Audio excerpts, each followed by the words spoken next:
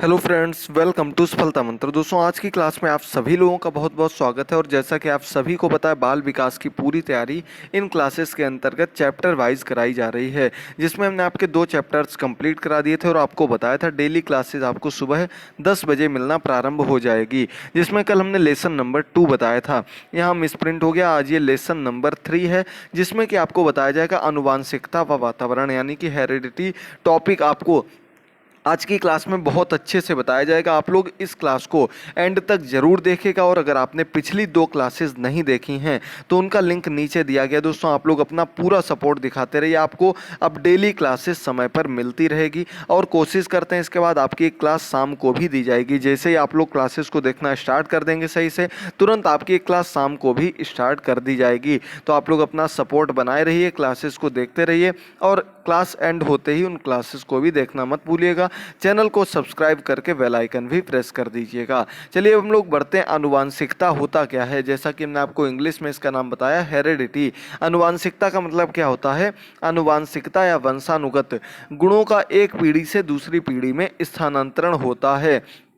यानी कि माता पिता के गुण या एक पीढ़ी से अन्य पीढ़ी में जो गुणों का ट्रांसफ़र होता है, स्थानांतरण होता है, जो विशेषताओं का स्थानांतरण होता है, जो एक दूसरे के व्यक्तित्व का स्थानांतरण होता है, वो आपके आनुवांशिकता या फिर वंशानुगत कहलाता है, वंशानुक्रम कहलाता है। ये हेरिडिटी इसको ही इंग्लिश में कहते हैं।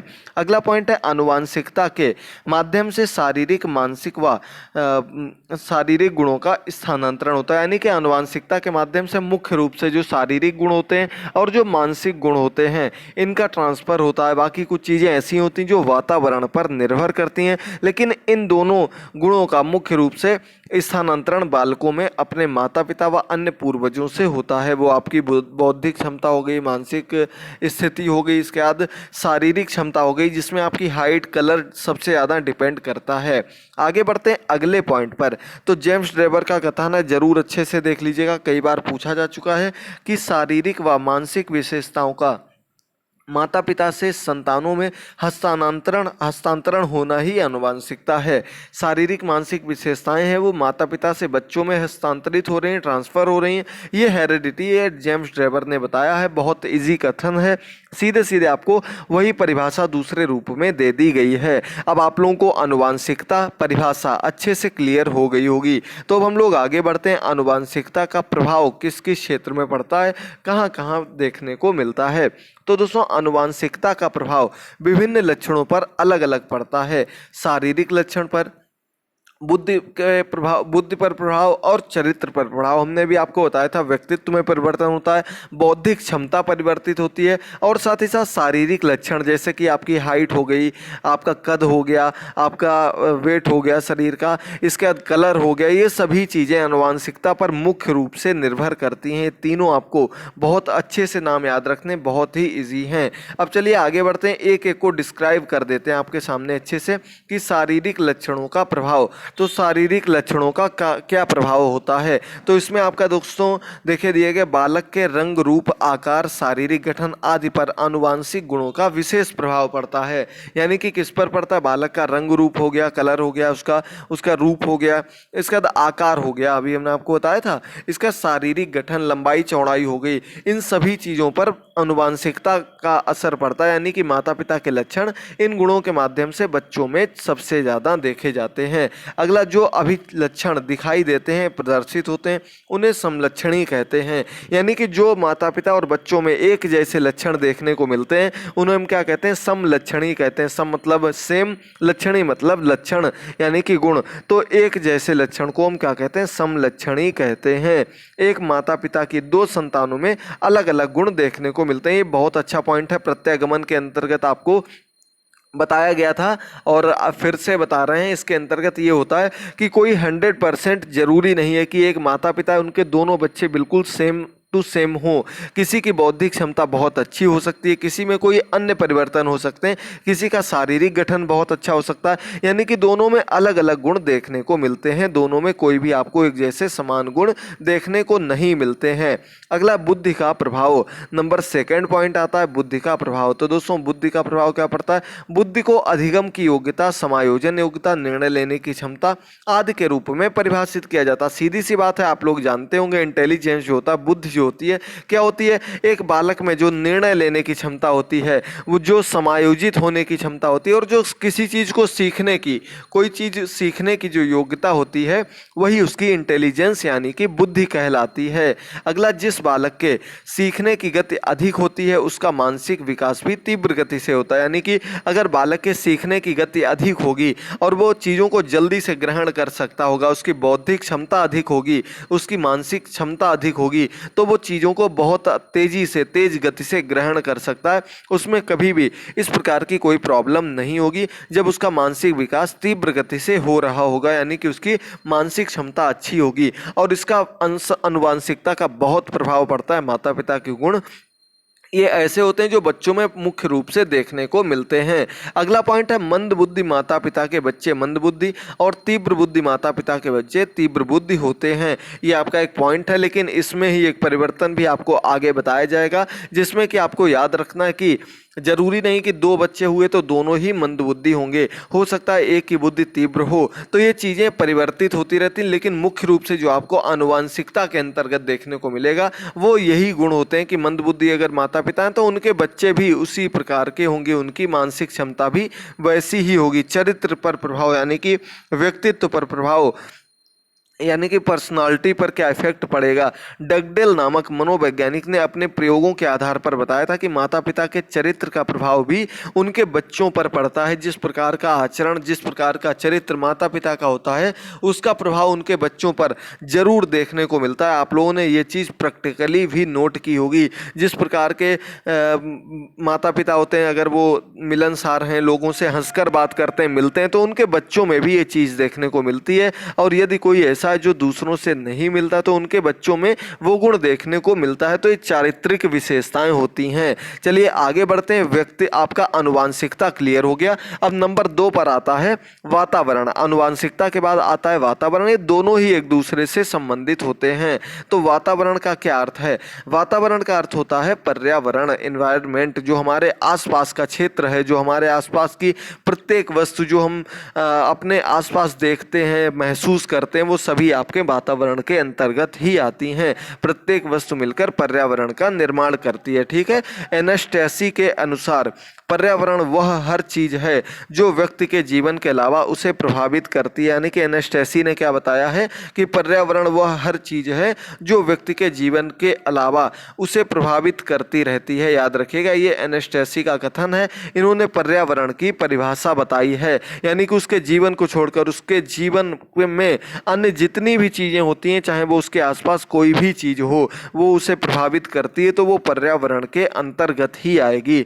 मानव विकास में जितना योगदान आनुवांशिकता का है, उतना ही योगदान वातावरण का भी है। यानी कि मानव विकास में भी हमने आपको बताया था कि कुछ क्षेत्र तो आनुवांशिकता पर निर्भर होते हैं, लेकिन सभी क्षेत्र नहीं होते हैं। समाज से मिलना, सामाजिक विकास जो होता है, इसके बाद बालक के जो सांवेगिक विकास होता है, इनमें मुख्य रूप से वातावरण का प्रभाव पड़ता है। बालक जिस प्रकार के समाज में, जिस प्रकार के वातावरण में, जिस प्रकार के घर परिवार में रहता है, इसका असर उसमें जरूर देखने को मिलता है, और ये उसके वातावरण के आधार पर होता है। अब वातावरण का प्रभाव किन क्षेत्रों में पड़ता है हमने आपको बता दिया, फिर से लिखा हुआ है, समझ लीजिएगा। शारीरिक अंतर का प्रभाव, प्रजाति श्रेष्ठता का प्रभाव, व्यक्तित्व का प्रभाव, मानसिक विकास का प्रभाव और बालक का बहुमुखी विकास, ये आपके पॉइंट्स हैं। अब एक एक करके इन सभी को समझते हैं। सबसे पहले वातावरण संबंधी कारक देख लेते हैं, क्या क्या आपके सामने कारक दिए गए हैं।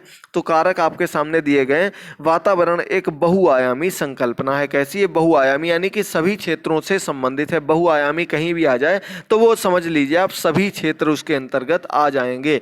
यह व्यक्ति को जन्म से लेकर के मृत्यु तक तक प्रभावित करती है। वातावरण एक ऐसी चीज है जो जीवन पर्यंत व्यक्ति को प्रभावित करती रहती है।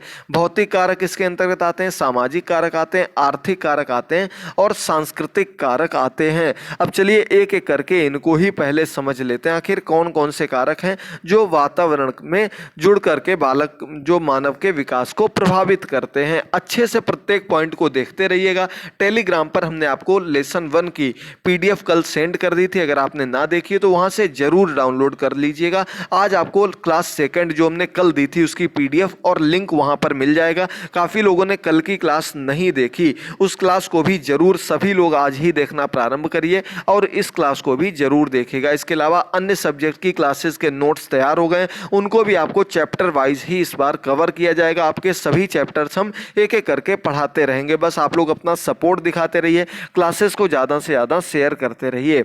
तो हमारा क्या है, भौतिक कारक मनुष्य के विकास पर जलवायु का प्रभाव पड़ता है।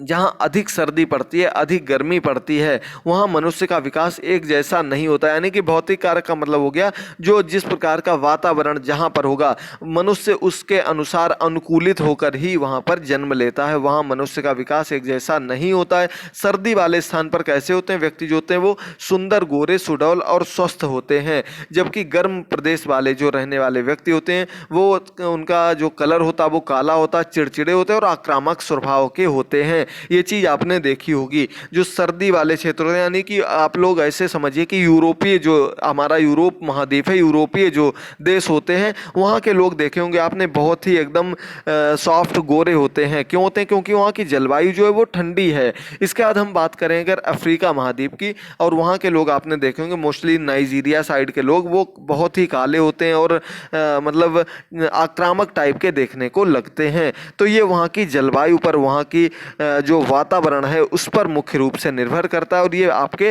भौतिक कारक के अंतर्गत आता है। आगे बढ़ते हैं, सामाजिक कारक। सामाजिक कारक बहुत ही ज़्यादा इंपॉर्टेंट है। मनुष्य के जीवन पर समाज का बहुत गहरा प्रभाव पड़ता है और दिखाई भी देता है।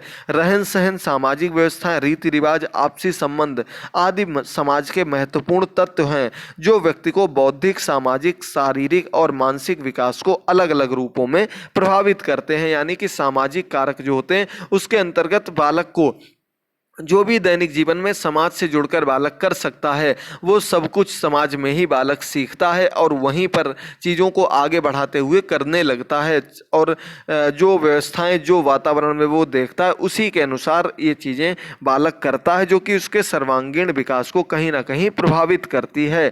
आगे बढ़ते हम लोग आर्थिक कारक पर। तो सामाजिक हो गया, भौतिक हो गया, अब आर्थिक कारक। आर्थिक कारक भी महत्वपूर्ण भूमिका निभाता है कि आर्थिक कारक में भी मानव के जीवन को बहुत प्रभावित करते हैं, क्योंकि आर्थिक समृद्धि होने पर व्यक्ति पौष्टिक चीज़ें खरीद सकता है जिसे मानव का शारीरिक विकास होता है। यानी कि आर्थिक कारक ऐसे होते हैं जो कि बालक के जीवन को इस रूप में प्रभावित करते हैं कि उसके अंदर एक हीन भावना हो जाती है। अगर वो आर्थिक रूप से कमजोर है और दूसरों को देखता है जो जिनके पास पैसा है वो किस प्रकार से जीवन यापन व्यतीत करते रहते हैं, पौष्टिक होते हैं, इन चीज़ों का बहुत ही ज़्यादा असर पड़ता है मानव शरीर पर।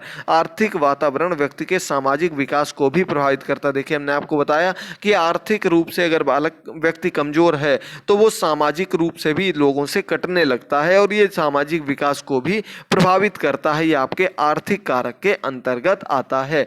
अंत में हमने आपको बताया सांस्कृतिक कारक। दोस्तों साथ ही साथ एंड में जरूर बताते रहिएगा, क्लास को लाइक करते रहिएगा और बताते रहिएगा आपको आज की क्लास कैसी लगी और आगे आप कौन कौन से टॉपिक पढ़ना चाहते हैं या क्या इनके प्रैक्टिस सेट भी साथ में दिए जाएं, ये आप लोग जरूर कमेंट बॉक्स में कमेंट करके बताइएगा। सांस्कृतिक कारक के अंतर्गत हमारा खान पान, रहन सहन, संस्कार, आचार विचार आदि हमारी संस्कृति से संबंधित चीजें जुड़ी होती हैं। यानी कि जो हमारी संस्कृति, जो हमारे आचरण है, जो हमारा रहन सहन है वो किस प्रकार का है, ये सभी चीजें संस्कृति के आधार पर सांस्कृतिक कारक के अंतर्गत आती हैं। जिस संस्कृति में वैज्ञानिकता विद्यमान होती है वहाँ विकास तीव्र गति से होता है, लेकिन जहाँ अंधविश्वास और रूढ़िवाद को ज़्यादा जगह मिलती है वह समाज विकसित नहीं होता। ये चीज़ आपने देखी होगी, जहाँ अंधविश्वास अधिक होता है वहाँ वैज्ञानिकता को जगह नहीं दी जाती है, और वहाँ अंधविश्वास के कारण लोगों का जो जीवन होता है, जो समाज होता है, वो उतना विकसित नहीं हो पाता।